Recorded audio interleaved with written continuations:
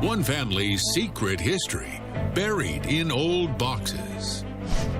I needed to know who I was, where our family came from. A fortune in precious art looted by the Nazis. Renoir, Degas, Botticelli. I'm sorry, the Degas, the Renoir? Oh, yeah. We didn't know until we started to read through these documents and discover what he'd been looking for all his life. Two sons vow to keep their father's search alive. It's about vindicating my father and my grandfather. We said, you can't sell this painting. It's ours. It's stolen.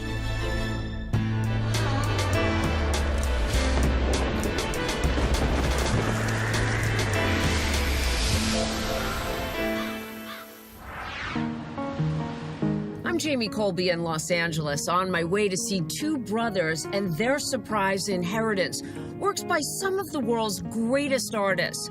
The Nazis stole these masterpieces, and the heirs' fight to get them back uncovered something more: their family's hidden history. My name is Simon Goodman, and this is my brother Nick. When our father died, we got some old cardboard boxes in the mail. Hi, Simon. I'm Jamie. Simon Goodman, delighted to meet you, Jamie. Simon invites me into his Beverly Hills home. Jamie, these are two pieces that I'm very proud of. A drawing and engraving by Renoir. Renoir? Yes, the man himself, the great impressionist. You must have quite the collecting family. This is really just the beginning of a big story. It starts in London after World War II. From an early age, Simon and Nick regard their dad as an often gloomy man of mystery. What did Dad do for a living? Not really sure. He was a manufacturer's agent, whatever that meant. It allowed him to go to Europe all the time. Did he ever take you on these trips? Yes, especially in the summer. But we would get parked on a beach, usually with our mother or a nanny, and Dad would have disappeared somewhere. The boys learn that questions about their father's past are off limits. Because if you did, what would happen? He sunk into an even worse funk. There was something fuming in there. It was all bottled up. The brothers know next to nothing about their dad's family. Simon remembers having all sorts of questions about his grandparents. What were you told? They died.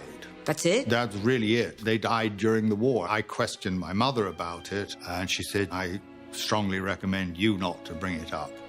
His father does explain one thing: the reason that he, as a young immigrant from Holland, changed his name on the eve of World War II. Your dad is Gutmann. Yes. You're Goodman. How'd that happen? He thought being called Bernhard Eugen Friedrich Gutmann sounded a little too German. So he changed his name to Bernard Eugene Goodman. Did you ever ask your parents if you were Jewish?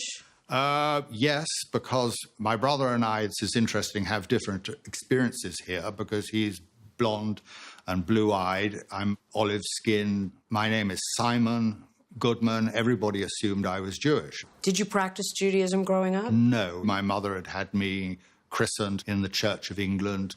Did that seem odd? It did seem odd. As usual, my mother interceded, and she said, well, yes, some of your family had been Jewish originally. And that's about as much as I knew. In the early 70s, Simon and Nick, now in their 20s, both moved to Los Angeles to pursue careers in the music business.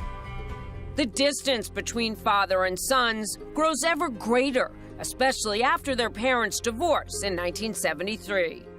As we got older, he actually shut down more, so it became harder and harder to get any information out of him. I grew up with this mostly silent father.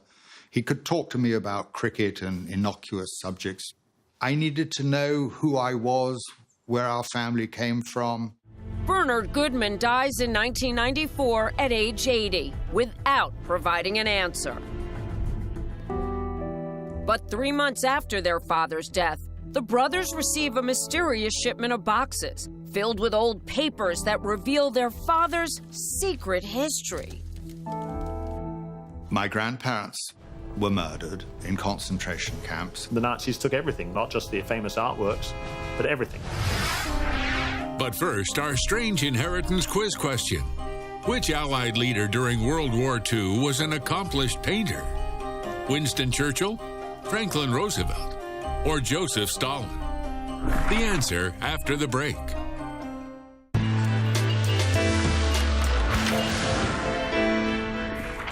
So, which Allied leader was an accomplished painter? It's British Prime Minister Winston Churchill. In fact, this Churchill painting, which the Prime Minister gave to FDR, sold in 2011 for $3 million. In Los Angeles, brothers Simon and Nick Goodman are sorting through boxes that came in the mail from the estate of their late father, Bernard. All these old letters and many more were in those original boxes my brother and I received, yes, and these passports, old diaries. They uncover a secret family history, tracing back to their grandfather, Fritz Gutmann, who was born in Germany in 1886 into a Jewish banking dynasty. They learn that Fritz was a passionate art collector. Extraordinary works of art by some of the great masters. For example? Well, Guardi, Botticelli, Degas. Are you thinking this is unbelievable? This suddenly appeared as the tip of the iceberg.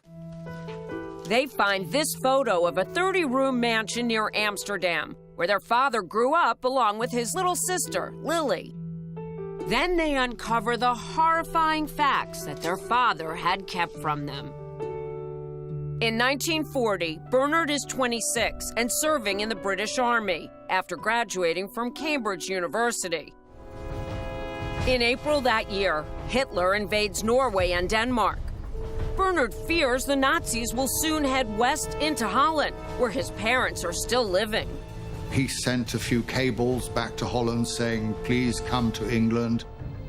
Bernard's sister Lily takes refuge in Italy with her Italian husband, but their parents refuse to leave. My grandfather was rather stubborn, and he had built a beautiful home full of wonderful things. He didn't just want to up and leave it and run. The German armies had swept over Holland. In May 1940, the Nazis crossed the border into Holland. As part of their conquest, they began targeting Jewish art collectors, including Grandpa Fritz. This is the last Nazi inventory, room by room, of my grandparents' home in Holland. Oh, my goodness. So this lists everything. So I see Chippendale tables and paintings. Yes. The Nazis loot more than 1,200 items. Paintings, silver, jewelry, and antiques, such as this rare 16th century clock given to Fritz by his late father, Eugen. The Nazis took everything, not just the famous artworks, but everything. Nick and Simon find records showing the Nazis forced their grandfather to sell the items recorded on the list, worth many millions of dollars for pennies. The Germans, in their meticulousness, had paid my grandfather for the contents of the house. They didn't want to just take it. They want your signature on a piece of paper that says you sold it to them. The Nazis begin deporting Dutch Jews to concentration camps in the summer of 1942. In May 1943, SS agents arrive at the Gutmann estate, arrest Fritz and his wife Louise, and place them on a train bound for Berlin. There, Fritz is brought before Nazi officials who order him to sign over the Gutmann family's massive silver collection. He refuses. So after he refuses to sign, the train from Berlin heads south, and they're let out in the concentration camp of Theresienstadt. My grandfather refused one last time to sign over the silver. He's, by one eyewitness account, beaten to death by the wall outside the small fortress at the edge of the camp. What happened to your grandmother? Sadly, a month or two after my grandfather was murdered, she was put on a transport train to Auschwitz, where I learned she was murdered the day she arrived. The brothers learn that when the war in Europe ends in May 1945, their dad returns to his childhood home in Holland. He went to the house, everything was gone. He grew up thinking he was going to inherit this fabulous estate, and the war comes along, he loses everything, his parents are murdered. And now I understand it became his task in life to try and piece together what might be left of the family estate. The documents in those boxes show that in 1946, their father begins filing claims with various European governments, including the Netherlands, to reclaim his family's stolen art. He also reaches out to the Allies' art recovery team called the Monuments Men, whose story was told in the 2014 film starring George Clooney and Matt Damon. Nick and Simon discover that their father had direct correspondence with a French woman named Rose Valland, the inspiration for Cate Blanchett's character in the film. What is all this? People's lives. She helped keep track of all the looted paintings that the Nazis were stealing from the various collections.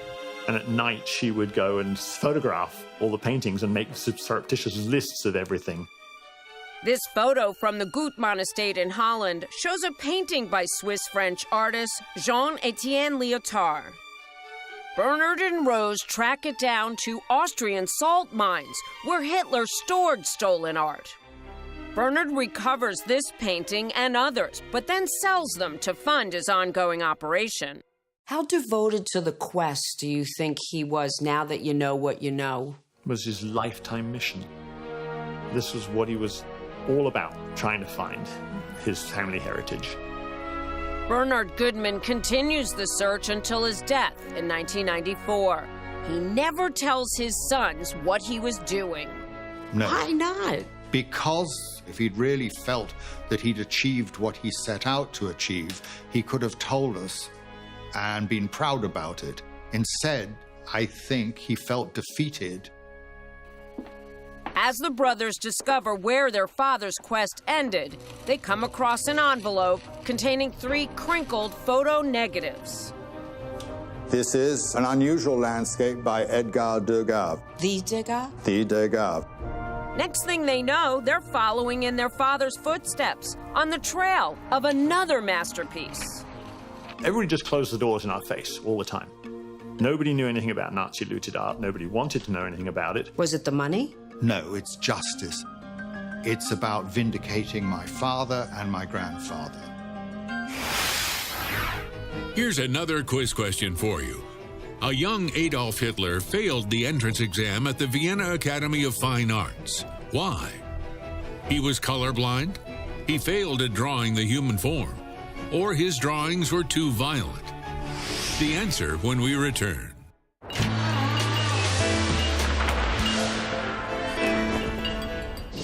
So why did Hitler fail his art school entrance exam? It's B. He was told his drawing showed a lack of appreciation for the human form. From a box of documents left to them by their father, brothers Simon and Nick Goodman are piecing together a secret family history. Among their father's papers, they find a list of paintings looted by the Nazis that he was still searching for, along with 3 tattered photo negatives. I'm afraid they're a bit wrinkled. They've been around since World War II. Why would that be in the file? This was an envelope of negatives, and there was a letter nearby that explained that Rose Valland had taken these photos during the Nazi occupation of Paris. One of them shows a painting listed as paysage, meaning landscape in French. It appears to be the work of Edgar Degas, the 19th century Impressionist master, best known for depicting ballet dancers. What is it like looking at a negative of a Degas and knowing that it belonged to your family? Well, it was huge. And then it became clear we had to do our homework. To find a match to that time-worn negative, the brothers pour through art books and auction catalogs. After, a month or 2, I finally hit pay dirt. What'd you find? I found this Degas landscapes. And lo and behold... It's in the book? There it is in color. I nearly fell off my chair when I found this. Simon discovers that the painting had been on loan to the Art Institute of Chicago. It listed who the current owner was. Who was it? Well, it says here, Mr. and Mrs. Daniel Searle. Records show that in 1987, Daniel Searle, a Chicago pharmaceuticals magnate, bought the painting from a private collector for $850,000. So the brothers informed Searle that they want their family's painting back. They said, well, go away, you know, who are you? We bought this fair and square. Searle's lawyers point out that Simon and Nick's grandfather's name, Fritz Gutmann, is absent from the painting's chain of custody. True, but the list of owners does include a German art dealer, Hans Venlan, who did business with the Nazis. The Degas was taken from my grandfather's storage unit in Paris and smuggled to Switzerland because the strange thing was the Nazis didn't like Impressionist paintings. So what they would do is they'd send those to Switzerland and they'd either get old masters in return or actually hard currency. In 1998, facing a costly legal battle, the brothers settle out of court for about $250,000. As part of the deal, Daniel Searle donates the Degas to the Art Institute of Chicago. The Art Institute of Chicago today lists it clearly as donated by Daniel Searle, but from the collection of Fritz and Louise Gutmann. My grandfather didn't just die for nothing, he didn't just disappear. It's a landmark case, the first dispute over Nazi-looted art settled in the U.S. The case renewed hope to families who might not have recovered property after World War II, that indeed they could recover property. And as you're about to see, the Goodman brothers' first victory makes them all the more eager to complete their father's quest. We went, oh my God, there's like at least 24 paintings, some serious pieces of art. And I thought, this belongs to us, we'll find it. What's your strange inheritance story? We'd love to tell it. Send me an email or go to our website, strangeinheritance.com. Now, back to Strange Inheritance. Brothers Nick and Simon Goodman are on a mission to recover their family's valuable art collection looted by the Nazis. After reclaiming one of their grandfather's most sought-after paintings, this Degas landscape, they're on the hunt for more. My dad didn't give up for 40 or 50 years, so we were just carrying on the family tradition. Their next target, a painting by the Italian Renaissance master, Sandro Botticelli, listed in their father's records with the title Portrait of a Young Man. As luck would have it, the Botticelli almost appears out of thin air. We get a call from a friend who just said, I saw your Botticelli is in a Sotheby's catalogue coming up for sale in a couple of weeks. Where? In New York. They actually had my grandfather's name in the provenance listed on the catalogue. We said, you can't sell this painting, it's ours, it's stolen. After some negotiation, the seller agrees to pay the Goodmans a little over $100,000, about 1/6 the painting's value at the time. While not ideal, the settlement avoids a costly legal battle. The painting itself ends up at the Denver Art Museum. Do you do it for the money or to right a wrong? Oh, to right or wrong. I mean, money's great, but it's our family heritage.